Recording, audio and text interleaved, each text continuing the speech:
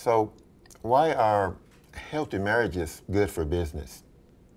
People sometimes wonder how their personal life affects their work life, or their work life affects their personal life, and is marriage good for business? In a nutshell, the answer is yes. We really don't live in a vacuum of having a work life over here and a family life over here. There's just life, and it's all fluid. And it's well proven that there's this thing we call the spillover effect that affects everybody. If things are going well at work, that can affect home. And if things are going poorly at home or well at home, that can affect work. So in effect, a happily married couple and happily married individual will be a more productive person at work because they're not bringing the problems that are bothering them from the home to the workplace. Another thing that we know and that has been well documented is that when a marriage falls apart and somebody goes through the crisis and struggle of divorce, that costs businesses a lot of money. A divorce recovery cycle is 3 to 5 years.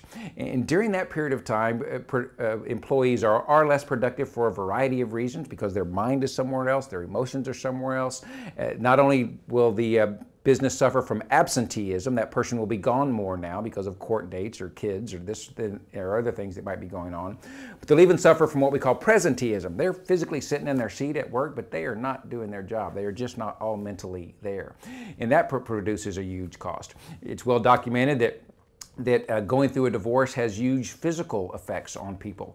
Morowitz, a great psychologist out of Harvard, said that a man going through a divorce has the same impact on his health as taking up a pack-a-day cigarette habit. So somebody going through a divorce is going to have increased healthcare costs, physical healthcare costs, mental healthcare costs. There's a lot of pieces to it.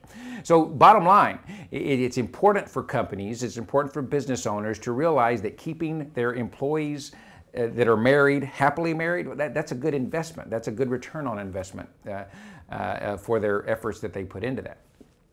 Turnover is another important factor. Many people that go through a divorce and go through all of the struggles of a marriage falling apart end up leaving the job, or if they have an inter-office affair, end up leaving the job.